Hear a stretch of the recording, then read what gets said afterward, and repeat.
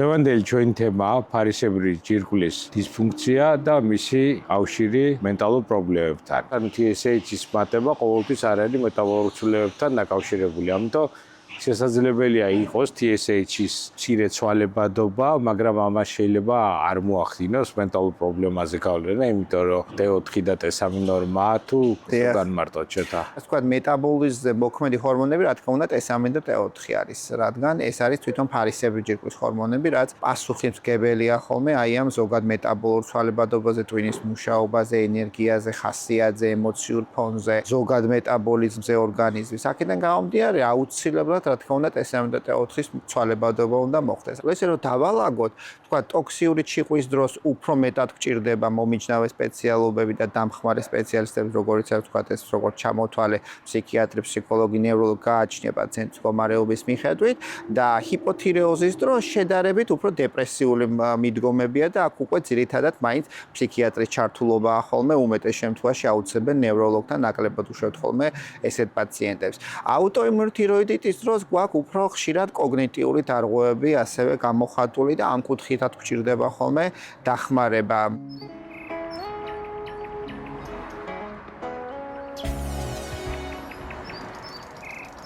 გამარჯობა, კეთილი იყოს თქვენი მობრძანება პოდკასტში, როცა კლინიკა იკეტება სივრცეში, სადაც მენტალურ ჯანმრთელობასთან დაკავშირებული და ხშირად უხილავი პრობლემები ღიად და ხმამაღლა განიხილება.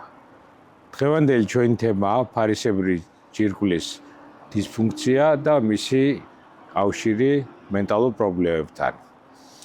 ჩვენი სტუმარია ჩემთვის ძალიან ძვირფასი და განსაკუთრებული ადამიანი, ყველასთვის კარგად ცნობილი და გამორჩეული ექიმი შოთა ჯანჯღავა. შოთა, მოგესალმები. მოგესალმებით. ძალიან დიდი მადლობა, რომ გვესტუმრე ჩვენს პოდკასტში და იმედი მაქვს, რომ საინტერესო საუბარი გამოგვივა და ეს ჩვენი საუბარი ძალიან ბევრ ადამიანს დაეხმარება იმაში, რომ თავის ჯანმრთელობის პრობლემას კიდევ უფრო სიღრმისეულად შეხედოს, კიდევ უფრო მეტად იყოს ინფორმირებული და შესაბამისად უფრო სწორი და გზა მონახოს მის გადასაწყვეტად. ძალიან სასიამოვნოა, რომ ვიღებთ ეს მონაწილეობას თქვენ პოდკასტში. იმედია მართლა საინტერესო საუბარი გამოგვივა, რადგან ენდოკრინოლოგია მენტალურ ჯანმრთელობასთან პირდაპირ კავშირშია და განუყრელი ეს ორი ასე ვთქვათ მედიცინის დარგი განუყრელია ერთმანეთის მიმართ. ხო, მოკლედ დღევანდელი ჩვენი თემა, როგორც აღვნიშნეთ, არის ფარისებრი ჯირკვლის დისფუნქცია და ალბათ ეს არის ის საკითხი, რომელიც ზოგადად მოსახლეობაში ჯანმრთელობის ყველა პრობლემის შორის ერთ-ერთი ყველაზე ხშირად ფართოდ გავრცელებულია და მისი ხშირე საკმაოდ მაღალია. და ამავე დროს ცნობადობა ამ პრობლემის მოსახლეობაში ძალიან მაღალია, იმიტომ რომ ნებისმიერ ხშირად სულ სხვა რაღაცა ჩივილებით დაწყება ადამიანები ხშირად პირველი ასაკეთები მიდიან ხოლმე და ანუ ფარისებრი ჯირკვლის ან ულტრასონოგრაფიულ კვლევას ან ლაბორატორიულ ანალიზს ზოგჯერ ექიმის გარეს იკეთებენ. დაახლოებით მოსახლეობის 15-20%-ს აქვს ხოლმე ფარისებრი ჯირკვლის პათოლოგიები და როგორც აღნიშნეთ საკმაოდ ცნობილი მდგომარეობა, რადგან რაც არ უნდა გვაწუხებდეს, ძალიან ბევრი დაავადება ფარისებთან არის ხოლმე ასოცირებული. და რაც ძალიან საინტერესოა, ასევე ქალბატონებში ცოტათი ჭარბობს ფარისებრი ჯირკვლის პათოლოგიები და ბოლო წლებში საქართველოში შეიმჩნევა მსოფლიო ტენდენციისგან განსხვავებით ცოტათი მატება ფარისებრი ჯირკვლის პათოლოგიას. შეიძლება დიაგნოსტიკა მოიმატა, ასე ვთქვათ და უფრო ხშირად იტარებენ პაციენტი კვლევებს და უფრო ნახულობთ ან დაავადებს, მაგრამ პროცენტული მაჩვენებლით მცირედი ნამატი არის განსაკუთრებით ონკოლოგიური პათოლოგიების. ხშირად არის ხოლმე ხა ჩვენთან გავრცელებული პათოლოგიები, რაც მსოფლიოში წასია, ეს არის ფარისებრი ჯირკვლის ფუნქციის დაქვეითება, ჰიპოთირეოზი, როდესაც ვერ ასრულებს ფარისებრი ჯირკველი თავის ფუნქციას, რაც მას აკისრია. არის ასევე აუტოიმუნური თიროიდიტი, როდესაც ანტისხეულებით გამოწვეული ფარისებრი ჯირკვლის პათოლოგია შეიძლება გქონდეს. გვაქვს ჰიპერთირეოზი, ანუ ფუნქციის გაძლიერება ფარისებრი ჯირკვლის და დანარჩენი უკვე კვანძოვანი წარმონაქმნები, ანუ სტრუქტურული პათოლოგიები, რაც შეიძლება იყოს.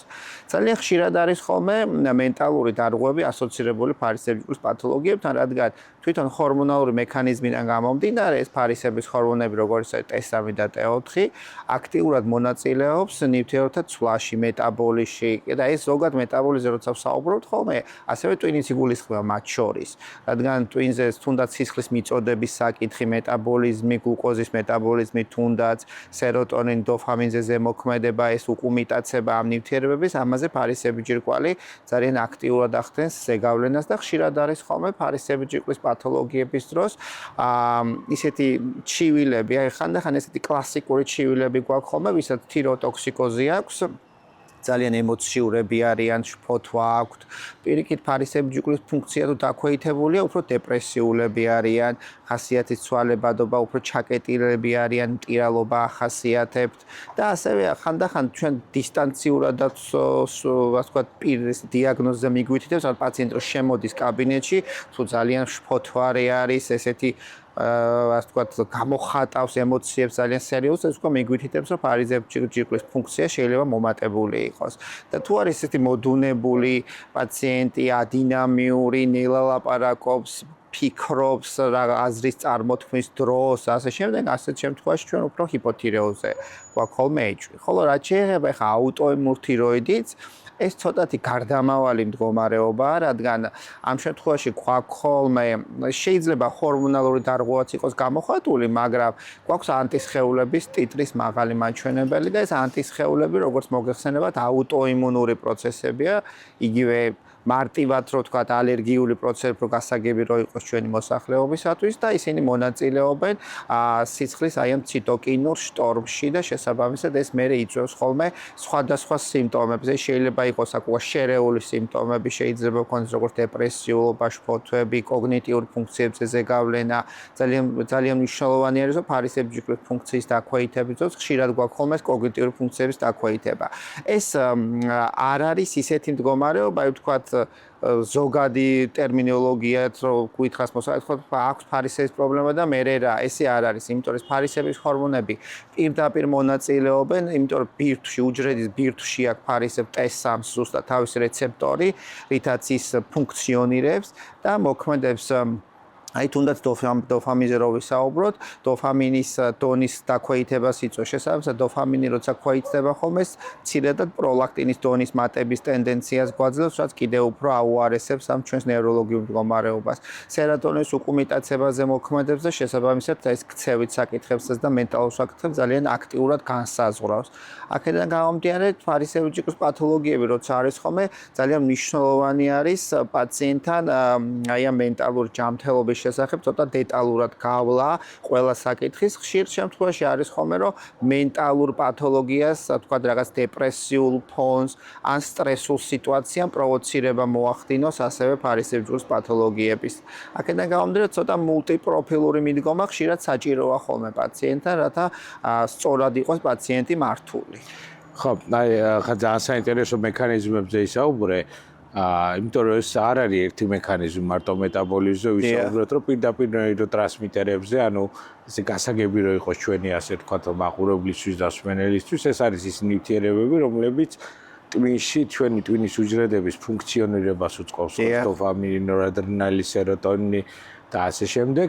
და პირდაპირ ამ ქიმიური ნივთიერებების, ანუ მათ მოქმედებაზე პირდაპირ შეუძლია ანუ ზეგავლენა მოახდინოს გარდა ზოგადი უჯრედის ანუ მეტაბოლიზმის ფუნქციის დაქვეითების ან სიჭარბისა. ასევე ძალიან მნიშვნელოვანია ხა საუბრობდი ეს მიმართულება ურთიერთკავშირის და ურთიერთზეგავლენის არ არის მხოლოდ ცალმხრივი, არის ორმხრივი. იმიტომ რომ როგორც შეუძლია ვთქვათ ენდოკრინოლოგიურ პათოლოგიებს, როგორც არის ფარისებრის, ხო, ჰიპოთირეოზი ან ჰიპერთირეოზი, თავისთავად გამოიწვიოს ფსიქიკურ სიმპტომები, ასევე პირველად ფსიქიკურ გარკვეულ პრობლემებს შესაძლებელია, რომ მათ გავლენა მოხდეს ენდოკრინულ სისტემაზე და მათ შორის ფარისებრის ფუნქციონირებაზე.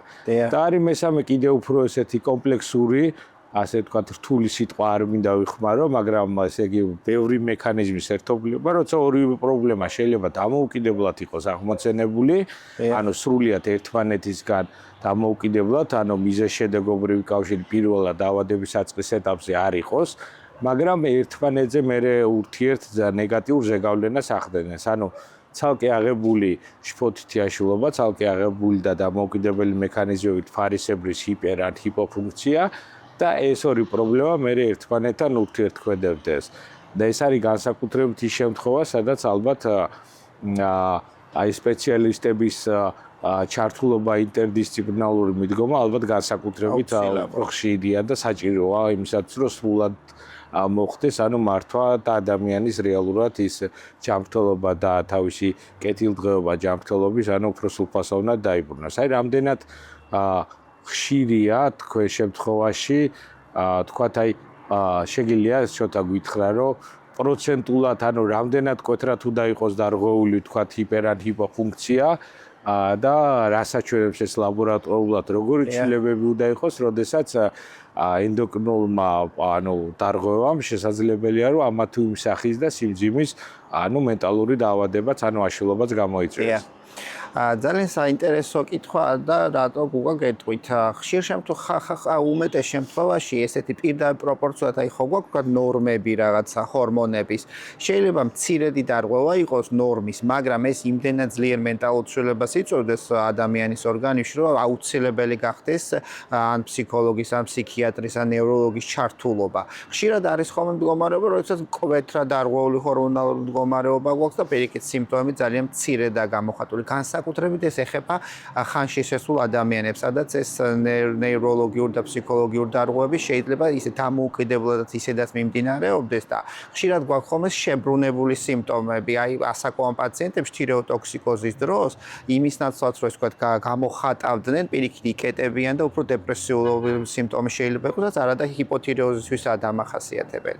აქედან გამომდინარე ესეთი პირდაპირ პროპორციულად ციფრობრივი მაჩვენებელი არა გვაქვს ჩვენ ამ შემთხვევაში, აქ უკვე კლინიკურად ექიმა უნდა წარმართოს, როდესაც ჩვენ ხედავთ ხოლმე უკვე პაციენტთან რომ არის პათოლოგია, აუცილებლად მომიჯნავე სპეციალისტი უნდა ჩაერთოს, დამხმარე უნდა ჩაერთოს ამ შემთხვევაში.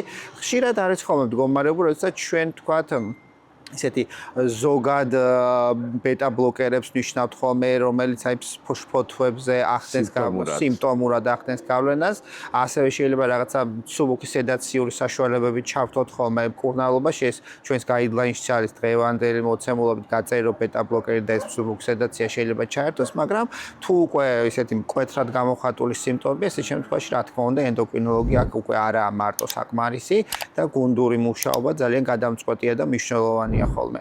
აი ვთქვათ ბეტა ბლოკერები ვახსენეთ და რატო ბეტა ბლოკერები, ასე იმიტომ რომ ფარისებრის T3 და T4-ს აქვს გავლენა ნორადრენალინის და ადრენალინის რეცეპტორებზე და ბეტა ადრენერგულ რეცეპტორებზე და რეცეპტორების მიმართ მიმღებლობას ამ ნივთიერებებისას ზრდის. ამიტომაც არის რომ პაციენტს აქვს ტახიკარდია, წნევის ცვალებადობა, შფოთვები გამოხატული და ეს ტოქსიური ჩიყვის დროს მკვეთრადაა ხოლმე გამოხატული. ესე რომ დავალაგოთ, ვთქვათ ტოქსიური ჩიყვის დროს უფრო მეტად გჭირდება მომიჯნავე სპეციალობები და დამხმარე სპეციალისტები, როგორიც არის ვთქვათ ეს როგორც ჩამოთვალე ფსიქიატრი, ფსიქოლოგი, ნევროლოგი გააჩნია პაციენტის მდგომარეობის მიხედვით და ჰიპოთირეოზის დროს შედარებით უფრო დეპრესიული მიდგომებია და აქ უკვე ძირითადად მაინც ფსიქიატრის ჩართულობაა ხოლმე უმეტეს შემთხვევაში აუცილებელ ნევროლოგთან ნაკლებად უშევთ ხოლმე ესეთ პაციენტებს. აუტოიმუნური თიროიდიტის დროს გვაქვს უფრო ხშირად კოგნიტიური დარღვევები ასევე გამოხატული და ამ კუთხითაც გჭირდება ხოლმე დახმარება და ასევე ძალიან საინტერესო ესეთი კვლევა არსებობს ხოლმე ბავშვებთან მიმართებაში, განსაკუთრებით თუ აქვს დედას ორსულობის პერიოდში ან ფარისებჯიკვლის ფუნქციის არასწორი მართვა, ან თუ არის იოდეფიციტური მდგომარეობა, ესეთ შემთხვევაში ბავშვები იბადებიან შედარებით დაბალი IQ-ს მაჩვენებლით. სხვა შორის საქართველოშიც გვაქვს ესეთი სადისერტაციო ნაშრომი ჩატარებული, სადაც შედარდა 3 წლის ასაკის ბავშვების IQ იმ პაციენტებში, ვის დედასთანაც იყო დეფიციტი იოდის და ვის დედასთანაც არ იყო იოდის. დაახლოებით 10%-იანი სხვაობა აჩვენა IQ-ს მაჩვენებლით რომელიც ჩამორჩენა იყო დამახასიათებელი იმ პაციენტებში, ვის დედასთანაც იყო ფარისებრი ჯირკვლის ფუნქციის დაქვეითება ორსულობის პერიოდში და ეს ძალიან მნიშვნელოვანია, რადგან აი ეს ფარისებრის ჰორმონები პირდაპირ პროპორციულად ნეიროგანვითარებაზე ახდენენ გავლენას ბავშვთან მიმართებაში განსაკუთრებით და ძალიან საყურადღებოა ეს თემა. აქედან გამომდინარე, ხშირად შეიძლება ჩვენ უკვე ბავშვთა ასაკშიც დაგვჭირდეს მომიჯნავე სპეციალობების ჩართვა, როდესაც გვაქვს ქცევითი დარღვევები, ან მენტალური განვითარების და კოგნიტიური ფუნქციის დარღვევები, ან ქცევითი დარღვევები. არის ახლა ახალი კვლევები, რომ შეიძლება აუტისტურ სპექტრშიც ფარისებრი ჯირკვლის პათოლოგიებს რაღაც გარკვეული მნიშვნელობა ჰქონდეს და ხშირად არის ხოლმე გვჭირდება ასევე ბავშვთა სპეციალისტების ჩართულობა, რათა უკვე დაგვეხმარონ აღნიშნული პათოლოგიების მართვაში. ხო, ორსულობა ალბათ ეს საკითხია, როდესაც პირველ ეტაპზე ტვინის ჩამოყალიბება ხდება და შესაბამისად თუ დედას აქვს ფარისებრის პრობლემა და შესაბამისად მეტაბოლიზმი სწორად ვერ ხორციელდება, ალბათ ყველაზე მგრძნობიარეა ნაყოფის ტვინი, რაც ზიანის რისკს გაცილებით უფრო ზრდის. აი რაც შეეხება თქვათ ჰიპერთირეოზს, კარგად ახსენე ეს როდესაც ფარისებრის ჰორმონების რაოდენობა არის ჭარბი, ამ შემთხვევაში TSH პირიქით ნაკლებია, როგორც წესი, უფრო გასაგები რომ იყოს ასე ვთქვათ ჩვენი სმენა მაყურებლისთვის, ეს ყოველთვის იწევს, ჰიპერთირეოზი არის შევაჯამოთ, არის ასოცირებული შფოთვის მატებასთან და ფარისებრი ჯირკვლის დაქვეითება, ჰიპოთირეოზი არის დაკავშირებული უფრო უენერგიობასთან, ასთენია, სიტყვას ხმარობ ჩვენ უხალისთობასთან, მოტივაციის ნაკლებობასთან, სიამოვნების მიღების უნარის დაქვეითებასთან და ასე შემდეგ. ამ შემთხვევაში რაღაცები პროცესები ფსიქიკის უფრო ქვემოთ იწევს და ქვემოთ ჩადის და ჰიპერთირეოზი და სპირიკით შფოთვა, რაღაცა დაძაბულობა, გამღიზიანებლობა, უძილობა, პირიქით უფრო ჰიპერთირეოზისთვის არის დამახასიათებელი. აი აქ შემოდის კიდე საკითხი, რომელიც ახსენე, რომ პირდაპირ პროპორციული ხშირად, ჰორმონალური დარღვევის საკითხი არ არის მის ფსიქიკური გაართულებების სიმძაფრესთან კავშირში.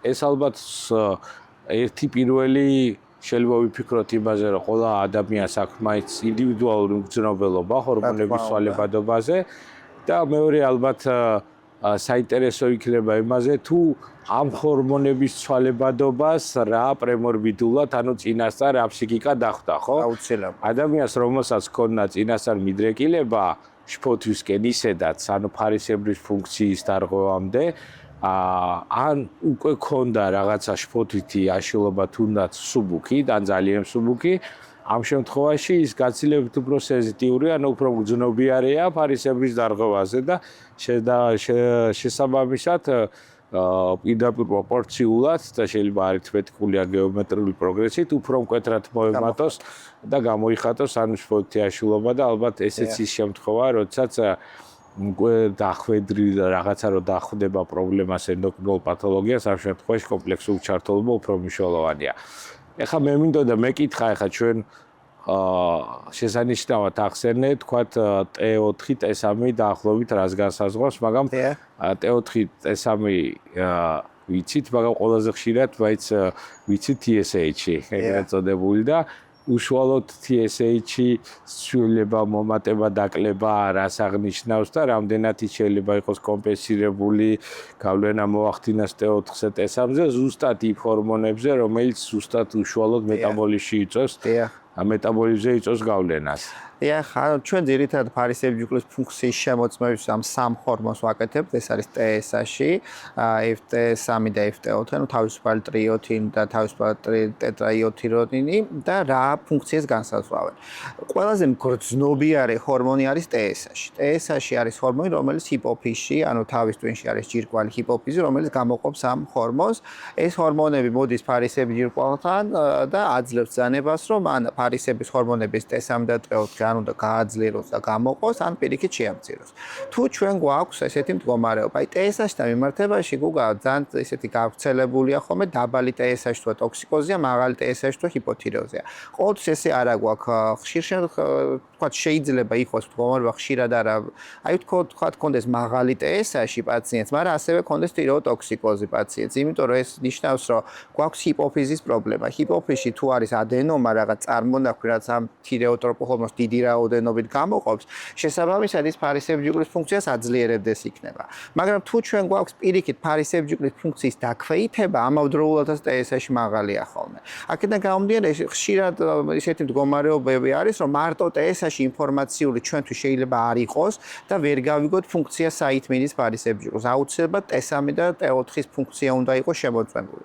თუ ექიმს აქვს HV ჰიპოთირეოზე, ნუ სიმპტომიდან გამომდინარე პაციენტი რას მოუყვება, როგორი მდგომარეობა ობიექტურად პაციენტის, რა თქმა უნდა, ჰიპოთირეოზის დროს ნაჩვენებია, რომ TSH და FT4 ერთდროულად უნდა გაკეთდეს. მაგრამ თუ ექიმს აქვს HV თირეოტოქსიკოზია, ამ შემთხვევაში T3, T4 და TSH-ი სამივე უნდა გაკეთდეს აუცილებლად.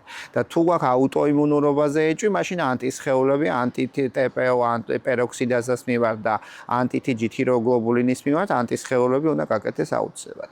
ხშირად არის ასევე მდგომარეობა, როდესაც ყველა მაღალი TSH და ყველა დაბალი TSH მკურნალობას არ მოითხოვს ხოლმე. რადგან არის ხოლმე ისეთი მდგომარეობები, როდესაც თქვათ სხვადასხვა მიზეზების გამო შეიძლება იყოს შეცვლილი ფარისებრის ფუნქციური მდგომარეობა. აი თქვათ ყველაზე ისეთი ბოლო პერიოდში ნათელი მაგალითია ჩვენი კვების არასწორი რაციონიდან გამომდინარე რკინის დეფიციტი. რკინის დეფიციტი თუ არის ალიმენტურად გამოხატული და ჩვენ ვხედავთ თუნდაც ლატენტურ რკინის დეფიციტს, როდესაც ფერიტინის შეცვლილია და რკინა ჯერ ნორმის პარაგლებშია, ეს მსუბუქად ზევით წევს თირეოტროპული ჰორმონის დონეს. და ესეთ პაციენტი თქვათ მოდის ჩვენთან, გვაქვს TSH-ი 4.5, ნუ მაღალი მაჩვენებელი არის.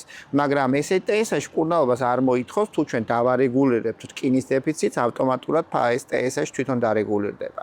ასევე გვაქვს მონათესავე დაავადებები, თქვათ ჰიპერპროლაქტინემია და ფარისებრის ფუნქციის დაქვეითება. ჰიპოთირეოზის დროს, როდესაც ფუნქცია დაქვეითებულია და TSH-ი მომატებულია, თქვა T3, T4 დაბალია, TSH-ი მაღალი გვაქვს. ჰიპოფიზში ამ TSH და პროლაქტინს ერთი ლიბერინი ყავს, მაკონტროლებელი ერთი ყავს. აქედან გამომდინარე, თუ TSH-ი ოდნავ მაღალია, პროლაქტინიც ოდნავ მაღალი შეიძლება იყოს. ესეთ შემთხვევაში, თუ ჩვენ ფარისებრჯიკულის ფუნქციას დავარეგულირებთ, პროლაქტინს ცალკე მკურნალობა არ ჭირდება.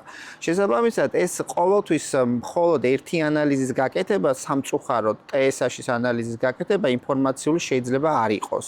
აი ხშირად არის ხოლმე პაციენტი გაიკეთებს TSH-ის ანალიზს, გამომიგზავნის მაჩვენებელს, ეხლა ძალიან პოპულარულია ხოლმე თქვა ან რაღაც სოციალურ ქსელში ან სადღაც მიგზავნის და რა დავლიო, მეკითხება ხოლმე ხშირად. სამწუხაროდ ესე პირდაპირ პასუხს ვერ ვაძლევ ხოლმე და მე ბრაზდებიან ხოლმე რატო არ ვაძლევ პასუხს, იმიტომ რომ მარტო TSH-ი ესე პირველად პაციენტთან, როცა ეხლა ქრონიკული პაციენტია და უკვე რამდენიმე წელია მეთვალყურეობა აკვირდება და იცი ჰორმონები როგორ იცვლება, მაგ შემთხვევაში კიდე შეიძლება, მაგრამ როცა ახალი პაციენტია და მარტო TSH-ი აქვს დარღვეული და სხვა ჰორმონები არ იცი, სამწუხაროდ ცოტა რთულია ხოლმე ესე პირდაპირ პროპორციული პასუხის გაცემა და ამიტომ ჩვენი რეკომენდაცია იქნება, რომ რა მენტალური დარღვევაც არ უნდა იყოს გამოხატული და რა ნეიროფსიქოლოგიური ცვალებადობაც არ უნდა იყოს, აუცილებლად სრული სპექტრი რომ გავაკეთოთ ფარისებრჯიკულის ჰორმონების, რომ შეგვექმნას წარმოდგენა რა ხდება. აი ხშირად არის ასევე ესეთი მდგომარეობა, ეხლა ბოლო წლებში წამოვიდა იზოლირებული ჰიპოთიროქსინემიას ვეძახით ხოლმე, ეს რას ნიშნავს?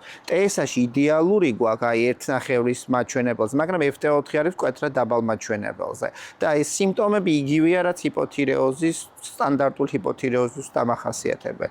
ამიტომაც მაინც სრული სპექტრის ჩატარება ჩემის აზრით ჯობია რომ გაკეთდეს. ამ შემთხვევაში ჰიპოფიზია არ ერთვება და არ აქტიურობს და TSH-ს. ან ცოტა ზარმაც ჰიპოფიზია გამოდავა.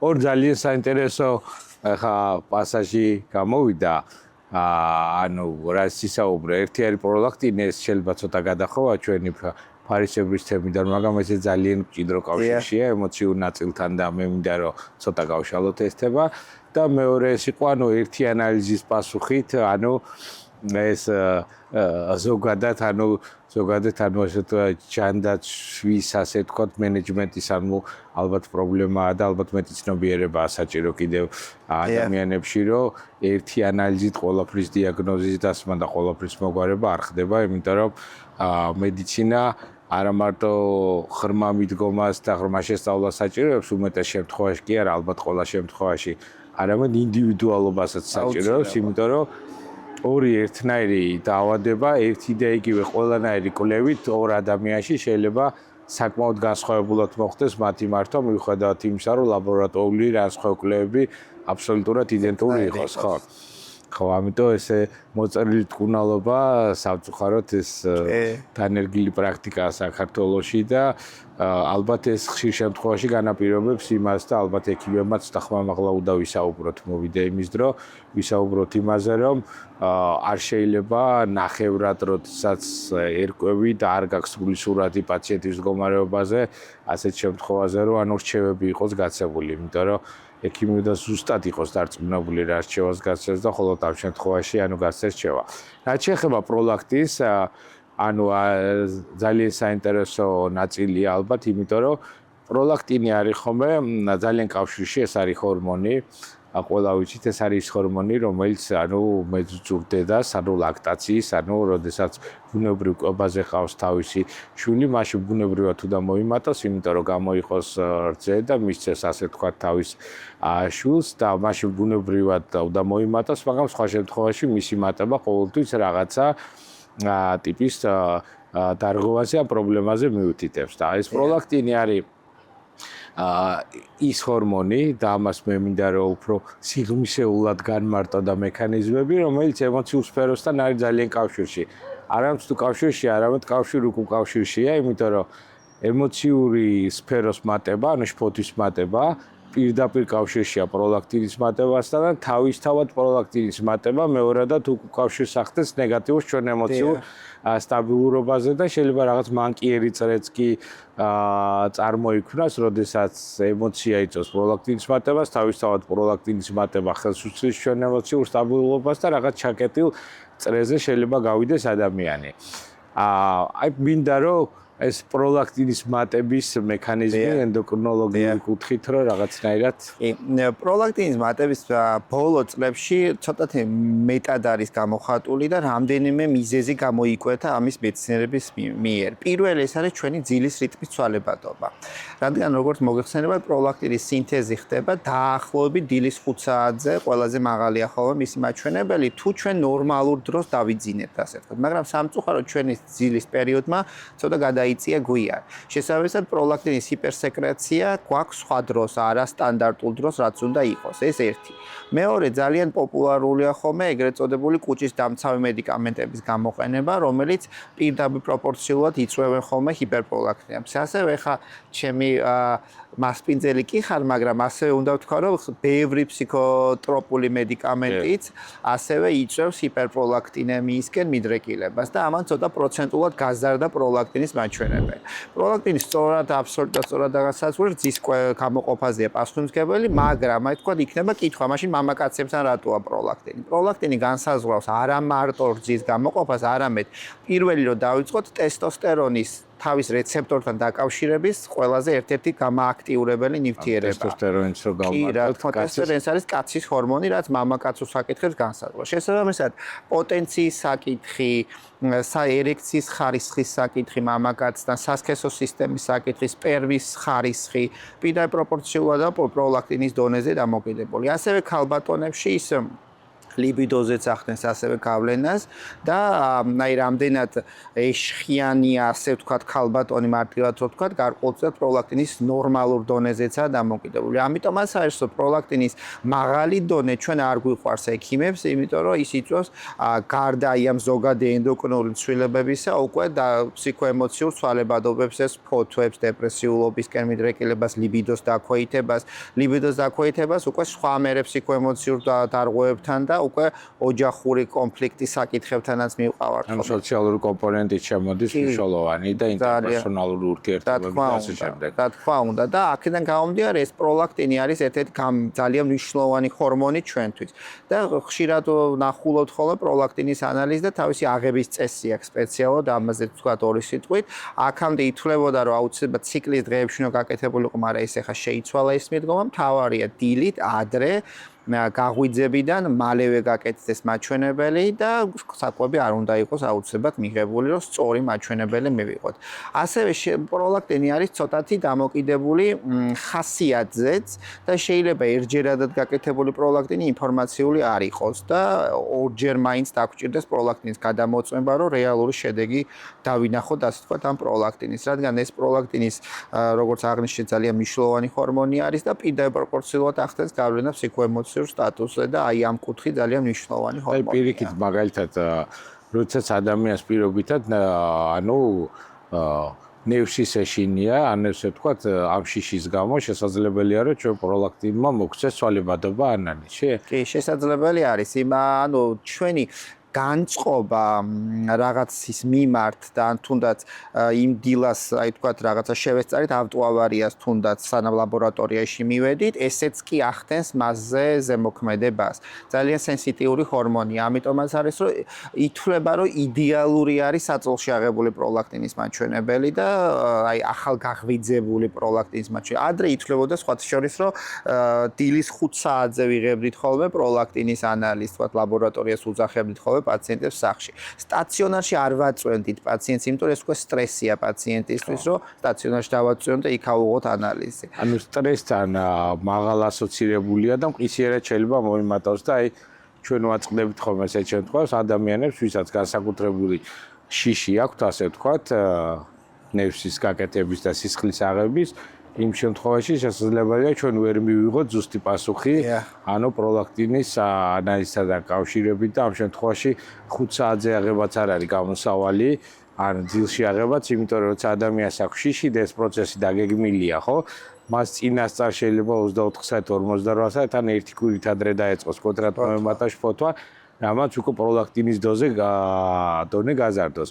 გეთახმები მედიკამენტებთან რა თქმა უნდა მიმართებაში, მაგრამ აქ ძალიან საინტერესო ესეთი კონტროვერსული, ანუ ურთიერთგამომრიცხავი ორი მექანიზმი მუშაობს, იმიტომ რომ ადამიანს, როდესაც აქვს პროლაქტინი მომატებული ემოციური სფეროს მომატების გამო, ანუ მომატებული შფოთის გამო, პირიქით, როდესაც ჩვენ კურნალობით ხდება ემოციური სფეროს ანუ მოწესრიგება და ამ შემთხვევაში ადამიანს შეიძლება ნორმალიზება მოხდეს პროლაქტინის.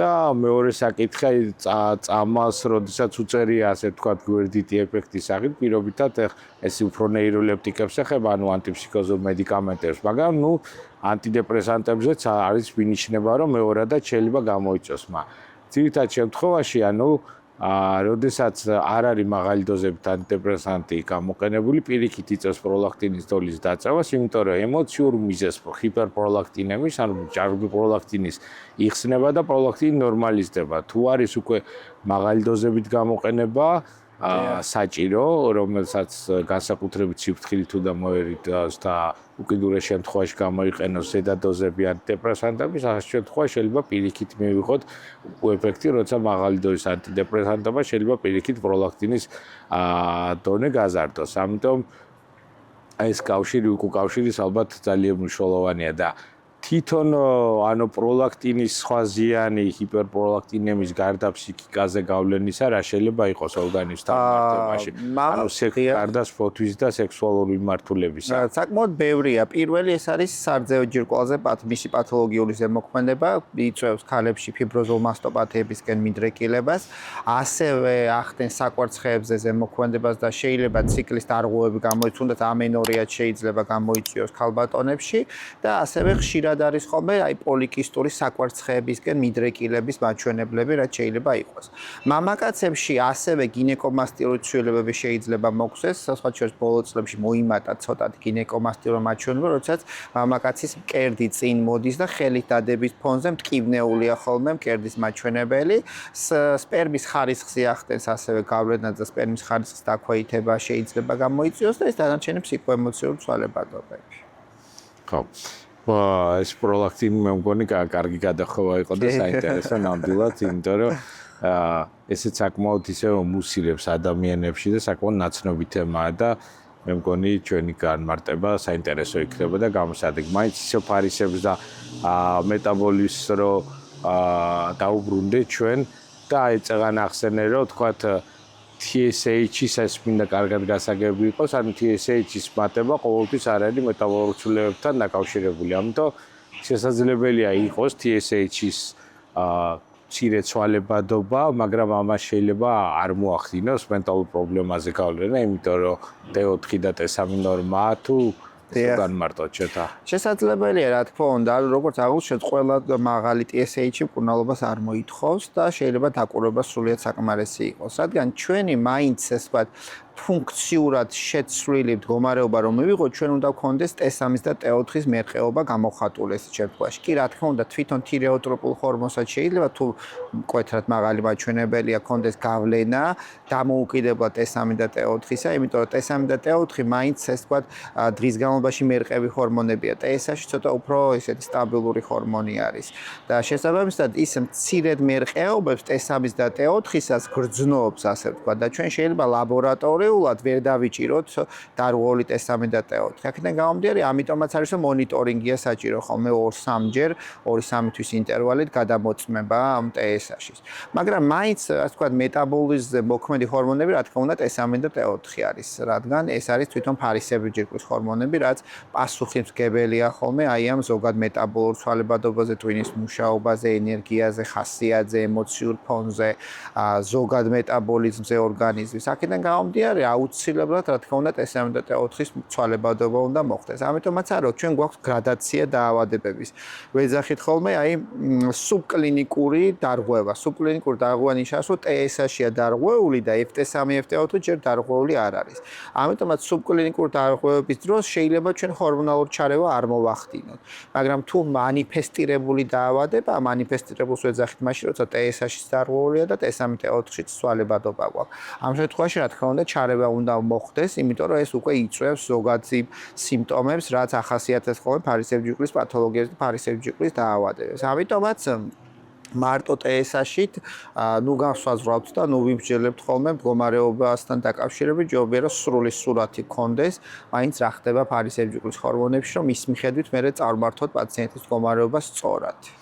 ხო, ეს ალბათ ეს ორი სისტემა იმდენად გადაჯაჭვული ერთმანეთთან, რომ ჩვენ მენტალურ სფეროს სპეციალისტებს გვაკისრებს ალბათ ვალდებულებას იმას, რომ ოდნავ ეჭვის შეტანის შემთხვევაში, როდესაც შევხედავთ, რომ გარდა პირველადი ანაშფოთი აშლობის ან დეპრესიისა თუ არის რაიმე ოდნავ მაინც თუნდაც დაბალი, მაგრამ ეს ლოგიკური და ანალიტიკურად გამართლებული რისკი იმის, რომ აუცილებლად ანუ ფარისებრის ფუნქციაც უნდა გადაამოწმოთ, იმიტომ რომ ასეთ შემთხვევაში ანუ უკვე ენდოკრინოლოგის ჩართულობა არის აუცილებელი, ისევე როგორც ალბათ მეორე მხარეს, როდესაც მხოლოდ და მხოლოდ მარტო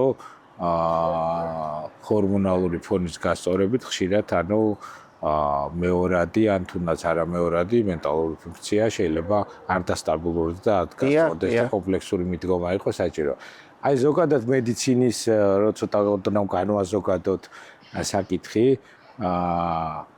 ძალიან საინტერესო ასე თქვა თანამოსაუბრე ბრძანდები შოთა ზოგადად მულტიდისციპლინარული მიდგომა და ამ შემთხვევაში ენდოკრინოლოგის და თქვა მენტალურ სფეროში მომუშავე ადამიანების ზოგადად რამდენად მნიშვნელოვანია როგორ არის შენი გამოცდილება ანუ პრაქტიკაში და საბოლოო ჯამში ამით რა სარგებელი მოაქვს პირველ რიგში რა თქმა უნდა პაციენტისთვის და მე თუნდაც მკურნალი ექიმისთვის, იმიტომ რომ მე მიმაჩნია რომ როდესაც არის სხვა მიმართულებით საჭირო სპეციალისტის ჩართულობა და ჩართავ, ეს არა მარტო პაციენტის დადებით შედეგზე აისახება, არამედ ანუ ექიმისთვისაც ძალიან კარგია, იმიტომ რომ ის პაციენტი მრავალხრივ მიიღებს სრულფასოვან შედეგს.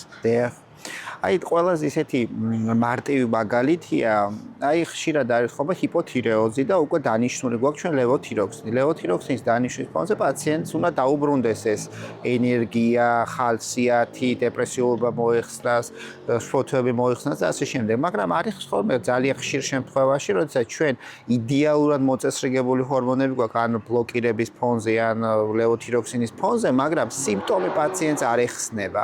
და ესეთ შემთხვევაში რა თქმა უნდა მომიჯნავე სპეციალისტის გარეშე ჩვენ ვერაფერს ვერ ვიზავთ. არის თქვა ახლა თეორიულად იმის დაშვებებით, რომ კურნალობაში თქვა გარდა ლევოთიროქსინის, რაც ინიშნება, შეიძლება ტრიონი თირონინი ჩაერთოს, იმიტომ რომ სიმპტომები თქვა პაციენტს ეს სისუსტე, უენერგიობა, მოთენთილობა, დაღლის შეგრძნება მოეხსნას.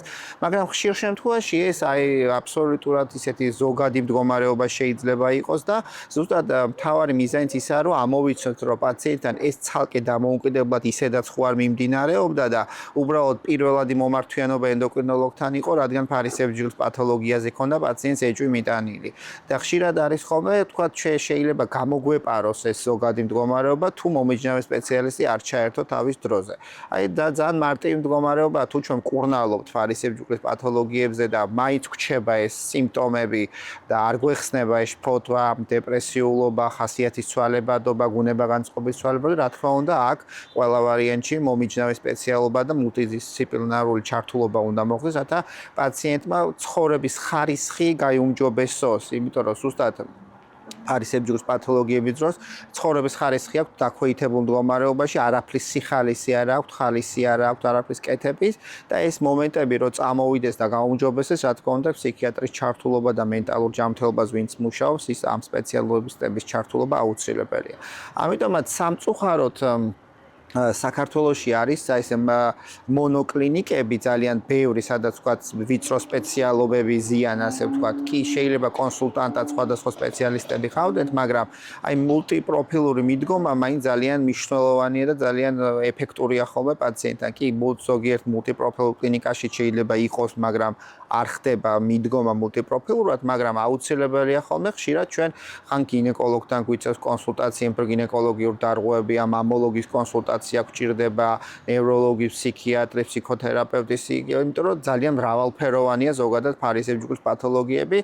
თითქმის არ არსებობს დღევანდელ რეალობაში პათოლოგია, სადაც ფარისებრი ჯგუფის პათოლოგია არაა გადაჭაჭული და მით უმეტეს მენტალურ ცვალებადობებზე კიდევ პროპორციულად კავშირში არის და თან როდესაც იმატებს ფარისებრი ჯგუფის პათოლოგიების პროცენტული მაჩვენებელი, ძალიან საინტერესო სტატისტიკა გვაქვს. ადრე ითვლებოდა, რომ საქართველო იყო იოდეფიციტური რეგიონი. ახლა დღეისათვის უკვე ჯანდაცვის მსოფლიო ორგანიზაციით საქართველო არ ითვლება იოდეფიციტურ რეგიონად, მაგრამ შკალაზე პათოლოგიების რაოდენობა უფრო იმატებს, ვიდრე იყო, ასე ვთქვათ. ამიტომ ეს ჩვენი გარემო პირობა, დაბინძურება, გამონაბოლქვი, მძიმე მეტალების ზეგავლენა, რა თქმა უნდა, პირდაპირ მოქმედებს ფარისებრი ჯირკვალზე და პირდაპირ ილექება ეს ფარისებრი ჯირკვალზე.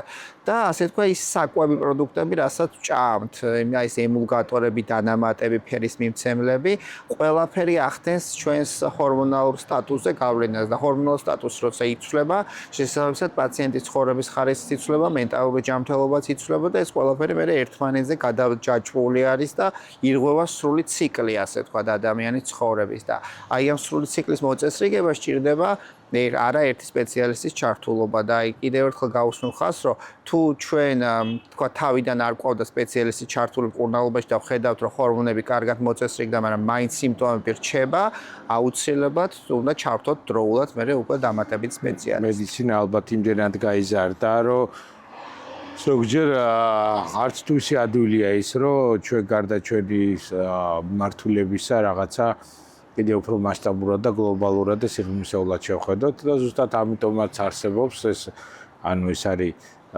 თანამშრომლობა და ურთიერთობა, რომ როდესაც რაღაცა ეჭვი იქნება მიტანილი, რომ სხვა მიმართულებით, სხვა სისტემის მხრივ არის პრობლემა, შესაბამისად გადამაწყვეტს, იმიტომ რომ გამორჩენა ჯობია, რომ ის გადამაწყვეტებული იყოს და საჭიროების შემთხვევაში, ანუ ერთად იყოს მართული და ასევე მნიშვნელოვანია რა თქმა უნდა, პრობლემის საწყისი რა არის? ანუ პირველად პრობლემაზე რო საუბრობ და ამ პრობლემიდან მეორად პრობლემის აღმოჩენებაზე, ანუცაც ჯანმრთელობას ეხება საკითხი, რა თქმა უნდა, პირველადი წყარო ძალიან მნიშვნელოვანია. თუმცა ზოგჯერ პირველადი წყაროს მოწესრიგებით უკვე მეორე მხარეს, ანუ მეორადი პრობლემა იმდენად დარღვეულია ხოლმე, რომ ხოლოდ ასე ვთქვათ, მიზეზის ჭყალებში მოგვარება და დასტაბილურება არ არის საჭირო, რომ არ არის ხოლმე იმის საკმარისი, რომ მეორე მხარეც ავტომატურად მოგვარდეს და ამ შემთხვევაში მეორე მხარის ასე ვთქვათ, დახმარება და ეხაც გარკვეული მედიკამენტოზური თუ სხვა სახის კორექცია და დახმარება, ანუ ხშირად ალბათ საჭიროა. კი, ხშირად აქვს პაციენტებს კითხვა, რომ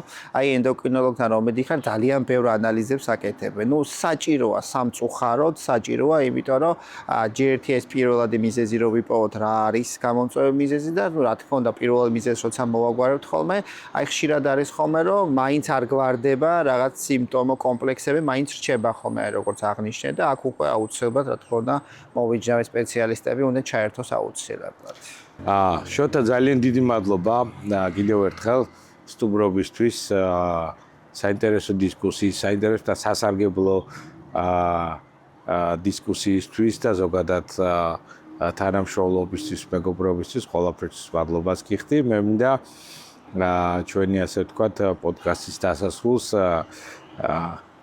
გადმოგცე საპატიო ჯილდო, როგორც გამორჩეულ ადამიანს და ექიმს, რომ ექსპერტები მენტალური ჯანმრთელობისთვის იცი ჩამოაყალიბე ჩვენ ესეთი კლუბი, რომელიც აწევრიანებს და გააწევრიანებს ისეთ ადამიანებს, რომლებსაც შეაქვთ და მომავალში კიდევ მეტ წვლილს შეიტანენ, ანუ მენტალური ჯანმრთელობის პრობლემების დაძლევაში. დიდი მადლობა. გადმოგცე ეს პრიზი და სარბატები მინდა გისურვო და კიდევ ერთხელ მადლობა. შევეცდები რომ გავამართლოთ საპატიო წევრობის ვალდებულება, ასე ვთქვათ.